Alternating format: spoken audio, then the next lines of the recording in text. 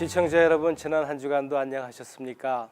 마동환의 법률상식 진행자 마동환 변호사입니다. 오늘은 지난주와 또 지난 몇 주간의 제목을 이어서 이민법, 이민 관련된 그런 이야기를 여러분들하고 오늘 나누도록 하겠습니다. 매 이민 방송할 때마다 제가 언급했었고 또다시 언급하는 거는 그 웹사이트,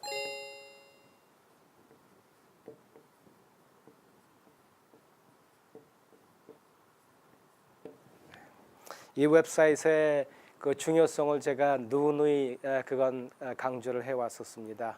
그리고 이제 이 웹사이트에 많이 친숙하지 않은 우리 한인 이민자들을 봅니다. 특히 연세가 있으시거나 그리고 영어에 특히 어려움이 있으신 분들 같으면은 더더욱이나 있는지조차도 모르고 있다 하더라도 기피하는 현상이 있습니다. 물론 이제 젊은 청년대 같은 경우에는 몰라서 그렇지 알면 얼마든지 브라우저에서 많은 인포메이션을 갖고 있을 수 있는 그런 사이트입니다. 이 이민국 웹사이트에 모든 정보가 다 있다는 말씀을 여러분한테 드리고, 그리고 사이트에 가면 어느 사이트나 그렇지 항상 그 search 엔진이 있죠.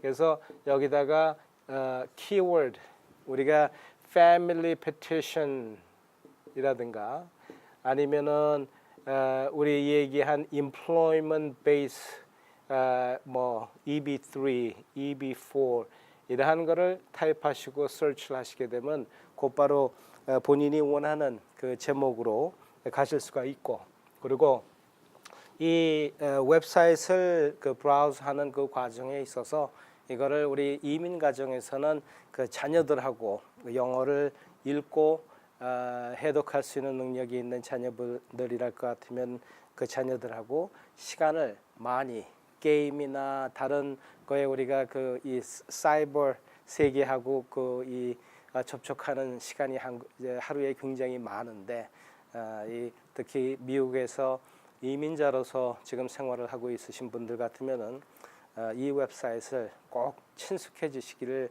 간절히 바라는 바입니다. 그래서 자꾸 계속해서 이 웹사이트에 대한 중요성을 여러분한테 말씀드리고 있습니다. 지난주에는 저희가 그 영주권에 대한 이야기를 나눴었습니다. 그래서 우리가 그 가족관계, 그 패밀리 petition을 중심으로 이민을 올 수가 있고, 그리고 이 employment base, 고용관계에 미국으로 이민을 올 수 있는 큰 두 가지의 문호가 있다라는 말씀을 드렸습니다. 이 이민법이라는 거는 사실 외국에서 미국으로 들어오려고 그러는 이민자들을 위한 법은 아닙니다. 이 이민법은 미국에서 거주하고 있는 시민이나 그 영주권자들, 그들을 사실 위한 법입니다. 그래서 우선 가족을 초청하는 거는, 가족은 함께 뭉치고 연합해서 서로 대화하고 숨쉬고 이 가까운 그런 프록시미티 내에서 이제 생활을 해야 된다 하는 그 인도적인 그런 차원에서 이 패밀리 페티션 문호가 지금까지 열려져 있었습니다. 그리고 아직도 물론 그렇고요. 하지만 이제 제가 지난번에도 잠시 언급했다시피 그 트럼프 행정부가 이제 시도하려고 그러는 이민 개혁 안에는 이런 가족이라는 그 개념의 한계를 아주 축소한다는 거. 현재 이민법 자체에서는 우리 부모님부터 그리고 나의 이 장성한 성인 형제들까지도 전부 다 아울러서 이제 초청을 할 수 있는 preference를, 그래서 우리가 1, 2, 3, 4 말씀도 지난번에 제가 말씀드렸고요. 이러한 것을 아주 축소해서 직계만 그렇게 하고자 한다 하는 이제 그런 것이 이제 트럼프 행정부에서 이제 추진하고 있는 이민 개혁안의 내용 중에 하나라는 말씀도 드렸습니다. 그래서 우리가 지금 한국이라는 나라가 굉장히 많이 인구가 밀집돼 있고 그 작은 한반도에 6천만 명이 되는 우리 한 국민들이 살고 있습니다. 또 그리고 많은 청년 실업률 때문에 힘들어하고 하는 지금 시점에 시간이 오래 걸린다 그래도 이 패밀리 피티션을 할 수 있는 여건이 있으신 분들은 저는 지금 다 신청을 하시기를 그렇게 강력히 추천드립니다. 이민 개혁 법안이 정해진다 하더라도 이미 다 이민국에 그 수수료를 페이하고 신청을 해놓은 그 모든 서류들을 갖다가 다 무효화한다는 그런 retroactively 적용한다는 것은 거진 불가능하기 때문에 이 문호가 열렸었을 때 가족 신청도 다 해놓으시는 게 좋다는 말씀을 제가 다시 말씀드리고요. 오늘 그리고 그 영주권 부분에서 이제 그 이 고용 관련된 그 취업 이민, 소위 우리가 얘기하는 이 취업 이민에 대해서 잠시 여러분들하고 이야기를 나누고자 합니다. 흔히 우리가 이 perm이라고 불리는 과정이 있습니다. 우선 그 고용으로 취업 이민을 하기 위해서는 왜 이 고용 이민이라는 문호가 지금 열려 있느냐 하면은 여기 고용되는 외국인 영주권 후보자를 위해서 있는 게 아니라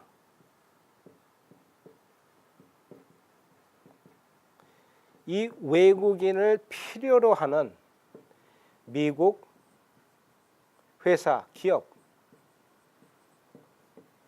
위해서 이러한 그 employment base 영주권 제도가 있다는 것을 여러분 꼭 기억하시기 바랍니다.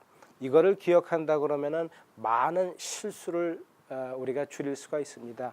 가령 이제 그 employment base 취업무로라는 것이 이민법 내에 존재하는 것이 미국 기업을 위해서라고 할 것 같으면은 이 미국 기업은 이 사람이 아니고서는 지금 내가 채우려고 그러는 이 포지션에 합당한 사람이 없어야 하기 때문입니다.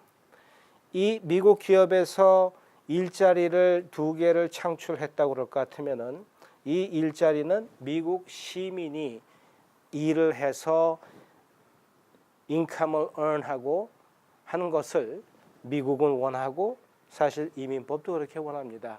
그래서 꼭 필히 해야 될 것은 이 미국 기업에서 지금 이 외국인을 이제 영주권 후보자로 스폰서해서 피티션을 할 때에는 구인 광고를 꼭 필히 내야 됩니다.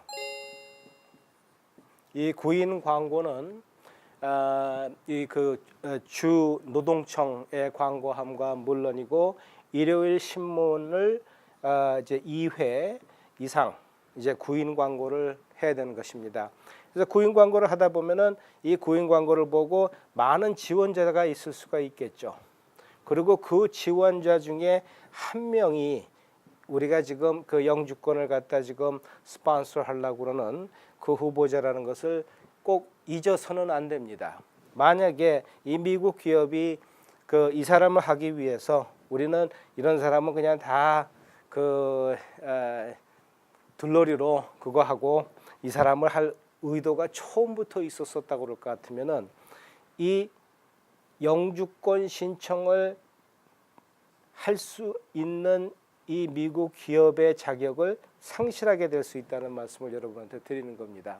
그래서 우선 이 구인 광고를 통해 가지고 쭉 여러 사람들이 온 그 캔디데이트를 다 인터뷰를 하고 거기에 대한 내 의견서를 갖다가 다 잘 기록을 하고 그 중에 이 사람이 최고로 퀄리파이 되는 사람이기 때문에 이 미국 기업에서 하여하기로 결정을 하는 것입니다. 이것이 이 employment base 취업 이민을 신청할 때의 그 근본적인 베이직 그림입니다. 많은 경우들 이제 영주권을 이제 취업 이민으로 받으려고 하시는 분들이 본인을 스폰서 해주고 피티션 해줄 회사를 찾다 보고 그 회사하고 관계가 형성되니까 마치 취업 이민법이 우리 둘만의 관계를 위해서 존속한다라고 착각하시는 경우가 많이 있기 때문에 제가 이 말씀을 드립니다. 그래서 특히 이제 취업 이민 신청을 하게 되면은 예년하고 좀 달라진 것은 더 사실 어디시 감사가 자주 나올 때가 있습니다. 그래서 감사가 나올 때는 이 기업으로부터 이 모든 파일들을 다 리뷰하게 됩니다.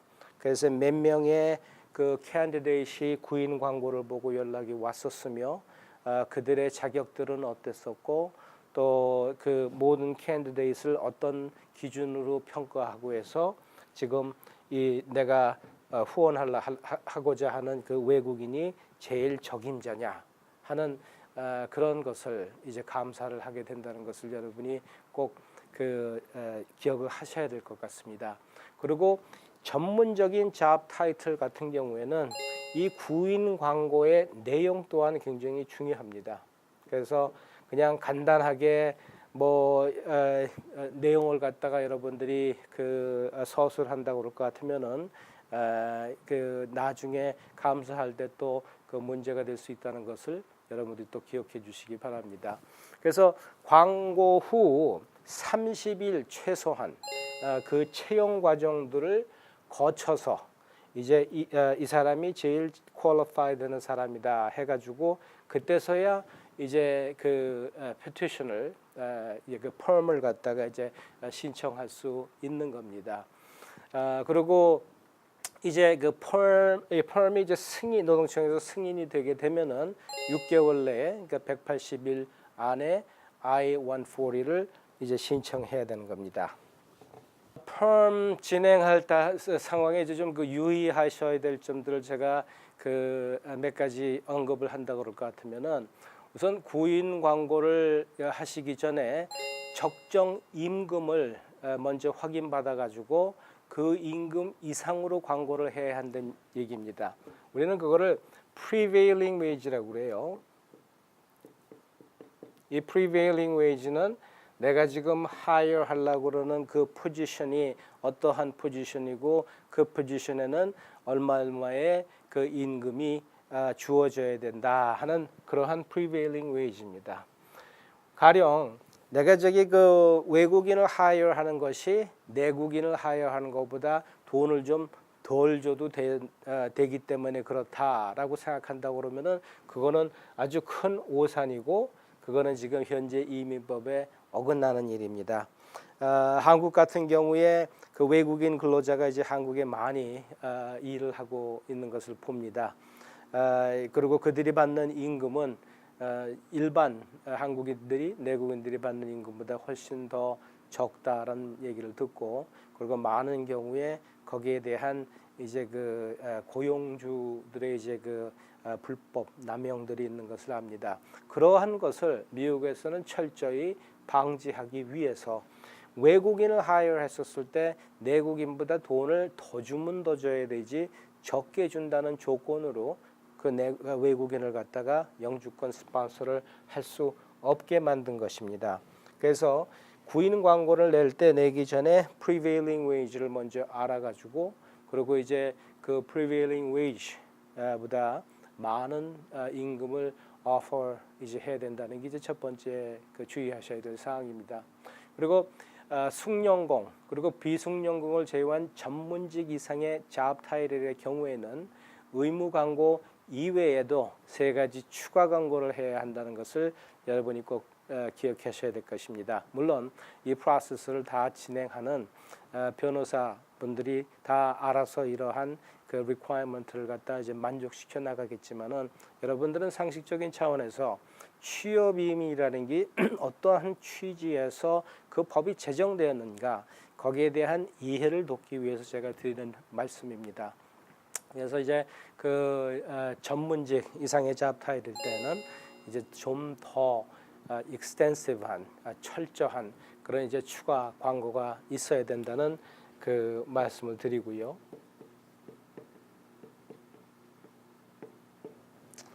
또 광고 후 30일간의 쿨링 피리어드 이후에 펌을 접수해야 한다는 거.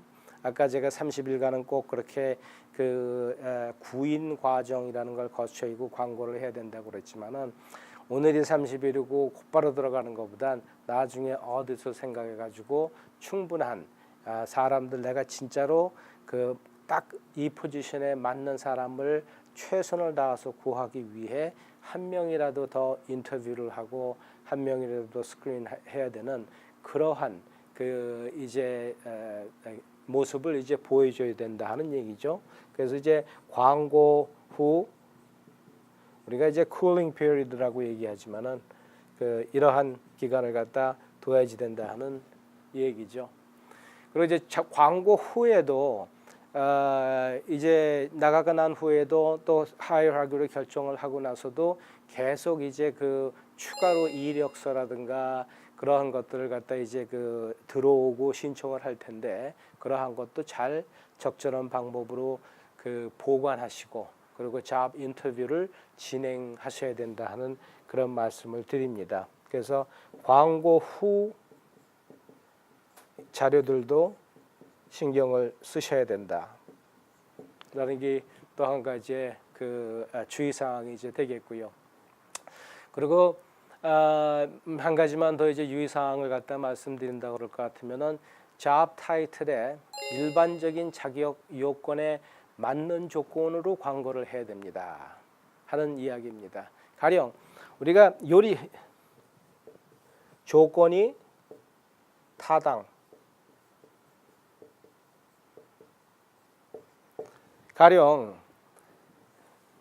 요리사를 필요로 해서 한식 요리사가 필요하다 해서 이제 우리가 구인 광고를 할 때에 흔히들 이제 2년 이상의 경험이다 퀄리파이 되는 게 그런데 내가 목표한 지금 스폰서 하려고 그러는 미스터 김은 지금 20년 경력이다.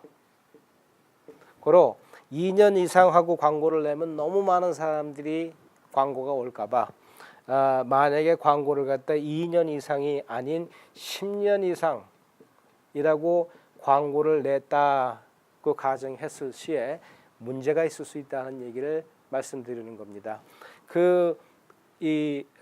이민법이 요구하는 그 requirement 이상으로 더 심하게 조건을 상향해 가지고 이제 냈을 경우에는 이제 그 이러한 편파적인 그러니까 이제 상황적으로 내가 처음부터 점 찍었던 그 사람을 갖다 몰아주고 그 사람을 하여하기 위한 그러한 차원에서 그 해석을 할 수가 있다는 걸 여러분이 그 인정해 주시기 바랍니다. 그래서 이러한 내용들은 물론 그렇기 때문에 그 이민 변호사 분들의 이제 그 역할이 상당히 굉장히 중요합니다.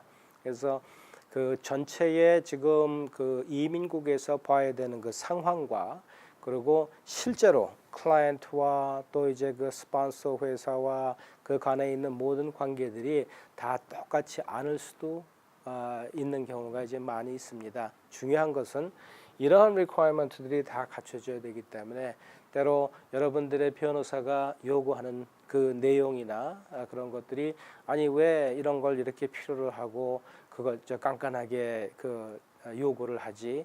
근데 지금 저 A라는 그 스폰서 회사에서 나를 원해가지고 나를 스폰서 해준다고 그러면은 그걸로 충분하고 만족한 게 아닌가 하고 물으시는 분들이 의외로 많이 계십니다. 그래서 이 고용을 베이스로 해가지고 취업 이민을 하는 그 이민 문화와 그 이민법이 어떻게 제정이 됐고 그 근본적인 그 이제 그 이 파운데이셔널한 개념이 무엇인가 하는 걸 여러분한테 지금까지 설명을 드렸습니다.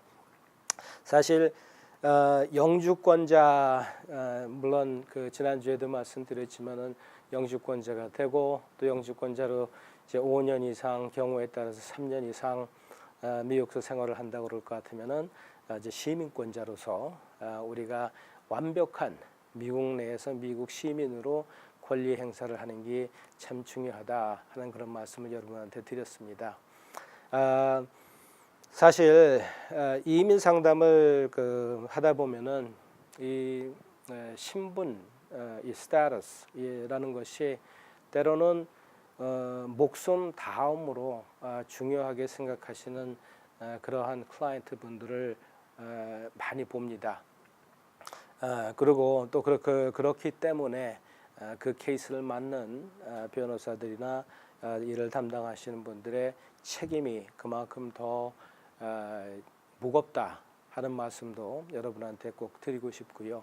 하지만 이 이민법 다른 법과 마찬가지로 늘 우리가 그 법은 상식이요 상식은 지금 미국 사람들이 어떻게 생각하고 있는지 생각의 변화가 상식을 바꿔가며 또 그 바뀐 상식에서 또 법은 제정된다 하는 그런 말씀들 여러분한테 많이 드렸습니다. 자, 지금 여러분의 그 상황이 혹시 지금 미국에서 거주하는 것이 큰 지대한 나의 관심사요 중요한 일이다 할 것 같으면은 변호사분들을 만나서 상담을 하시되 한 분만 상담하시고 결정을 내리시는 것보다는 그래도 서너 분의 변호사를 만나 뵙고 상담을 하고 그리고 의견을 추스려 앞으로 나의 그 진로, 우리 가정의 진로를 어떻게 정할 건가 하는 생각을 하셔야 되리라 생각합니다.